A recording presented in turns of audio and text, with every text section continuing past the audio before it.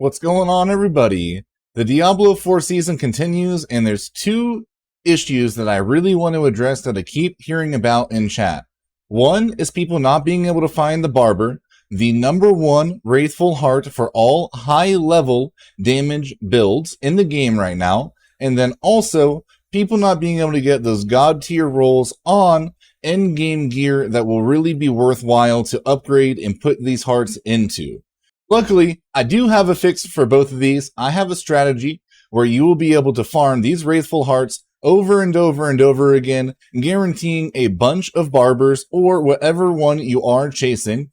And I also have a dungeon that guarantees 3 to 5 pieces of 800 item level gear every time you beat the final boss that you can rinse and repeat and beat in 5 to 10 minutes, just depending how fast and how geared you are. First, we'll start out with the Raithful Heart strategy.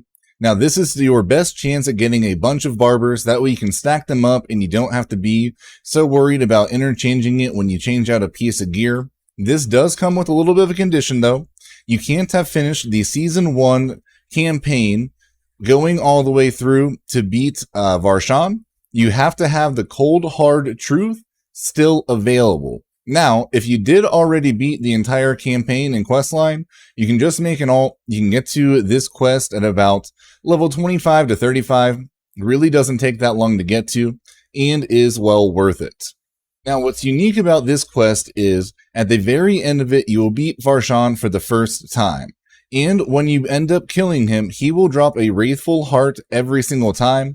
This is when you unlock the Invokers of Varshan, which leads us into getting the guaranteed 800 power level items. But for this, all we're really worried about is the guaranteed Raithful Hearts. All you have to do is follow the steps in the Cold Hard Truth, go ahead until the very end, kill Varshan, get your Raithful Heart, leave that dungeon, and then make sure to reset your dungeons and quests. Do not go talk to the guy at the very end, and turn it in. If you turn it in, it will complete it. Where the glitch and the lucky part is in this quest is the fact that you kill the boss and there is one more step after that before completion. That allows you to kill Varshan, get the Raithful Heart, get the Barber or whichever one ends up dropping, and then you can reset it immediately and redo it without losing that quest line. Otherwise, the only way that you can get guaranteed Raithful Hearts is by getting lucky in the caches and getting the Invokers. I'm level 77. I still have not gotten one out of the caches. So definitely, guys, make sure to be taking advantage of this. The only negatives to this strategy is it will be at lower levels. So the items that'll drop will be lower tier, which gives you less armor. But the main focus of this is getting the Barber for the damage multiplier. The couple hundred armor points that you're going to be losing in the scheme of things really isn't that big of a deal.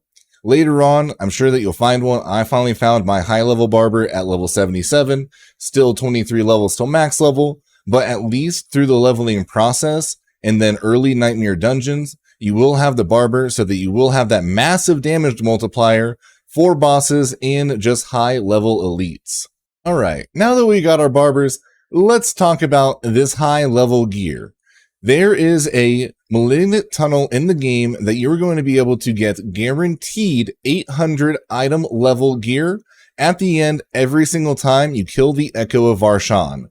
There are a few steps to being able to unlock this, though. You are going to need to complete the seasonal campaign, so that is where having the alt to farm the early on Barbers does come in handy. You're going to go ahead and finish the seasonal campaign, and you're going to get the Invoker of Varshan. You're going to take the Invoker of Varshan to Ravening Pit over by Dry Steeps in World Tier 1 or World Tier 2. You will complete the entire tunnel, go into the back, and then you will kill the Echo of Varshan, which will be a lower level of the boss. Once you kill him, he will drop you the recipe for the next tier.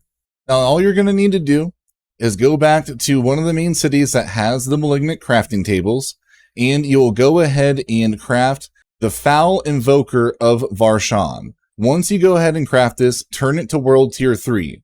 Go back to Ravening Pit, kill the entire thing, kill the Echo of Varshan, which then will drop you the recipe for the Tormented Invoker of Varshan. This is the main one that you're going to need. Now, go back to the main city, once again, go to the crafting table, make your Tormented Invoker of Varshans. Once you have your Tormented Invokers, go ahead and turn it to World Tier 4, go back into the Ravening Pit, clear the entire thing, but this time, when you summon Varshan, it will be the level 80 version of the Echo of Varshan, which, once you defeat, guaranteed drops you 3 to 5 pieces of 800 item level gear. Some of it can be legendary, some of it can just be rares, some is sacred, some is ancestral, but that really doesn't matter. Anytime something drops over 725 item level, it is technically of ancestral gear level. That way, all of your stats will be the same, whether it's 800 ancestral or 800 item level gear. You're still going to get those massive stat rolls. This is your quickest and fastest way to get that amazing end gear loot. Get those god tier drops. Now, the only issue, and it does make it more beneficial to do this in parties, is because of the fact of the materials it costs to make the Tormented Invokers of Varshan. You're going to need 5 Forgotten Souls, which really isn't too big of a deal. A lot of people don't realize that you can actually have those drop from breaking down legendary pieces of gear now. So it is really important to make sure that you are doing that. If you don't need the aspects that are coming off of it, don't sell them. Make sure to always break those down. But the other thing that you're going to need is the Fiend Rose. Fiend Roses you can only find from doing Hell Tides.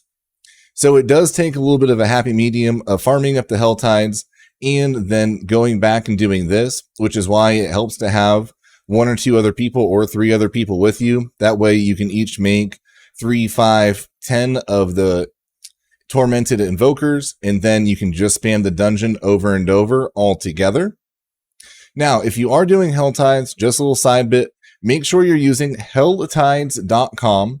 That will show you where every single public event is on the entire map, so you can go ahead and farm the cinders as efficiently as possible. It will also show you where the mysterious chests are that are going to have the most materials pop out. You'll be guaranteed some Fiend Roses, some Forgotten Souls, some legendary gear, and a bunch of potions. If you're going to be farming Hell Tides, you might as well do it as efficiently as possible and maximize all of the benefits. Overall, this strategy does work wonders. The only negatives, in my opinion, is it's not a ton of XP, but the gear definitely makes up for it.